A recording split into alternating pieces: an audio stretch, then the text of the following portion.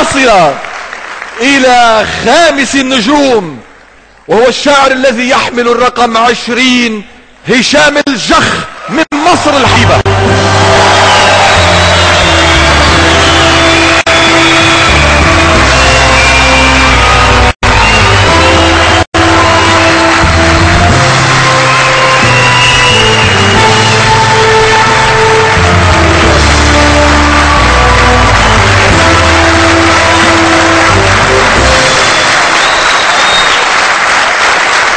بدي اقول لك يا هشام، اول شيء الف الحمد لله على السلامة.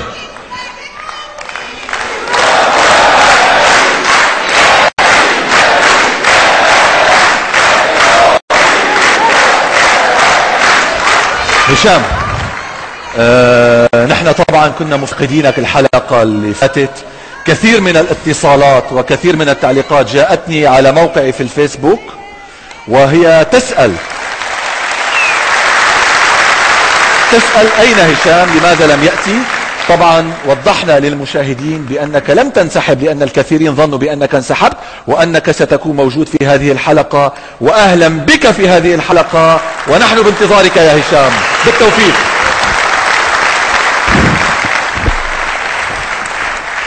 أنا عارف إن ليا دقيقتين بالضبط على المسرح، أستأذنكم واستأذن اللجنة في دقيقة حداد على أرواح شهداء الحرية في مصر.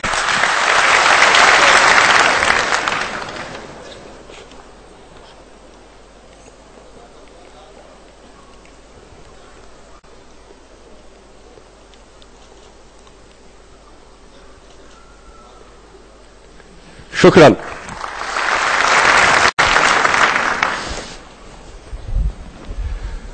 مشهد رأسي من ميدان التحرير.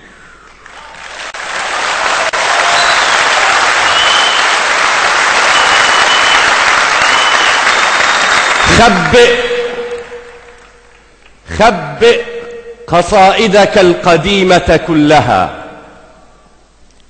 مزق دفاترك القديمة كلها، واكتب لمصر اليوم شعرا مثلها. خبئ دفاترك القديمة كلها، واكتب لمصر اليوم شعرا مثلها.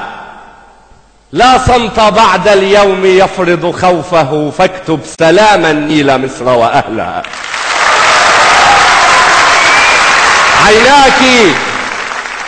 عيناك أجمل طفلتين تقرران بأن هذا الخوف ماض وانتهى. كانت تداعبنا الشوارع بالبرودة والصقيع، ولم نفسر وقتها. كنا ندفئ بعضنا في بعضنا، ونراك تبتسمين ننسى بردها. وإذا غضبت كشفت عن وجهها، وحياؤنا يأبى يدنس وجهها.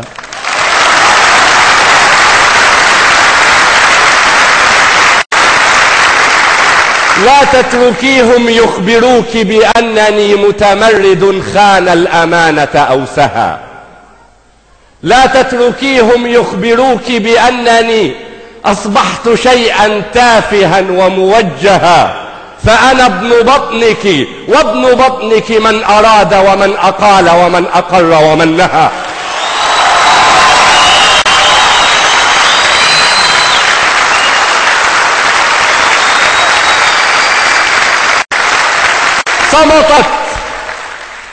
صمتت فلول الخائفين بجبنهم، وجموع من عشقوك قالت قولها.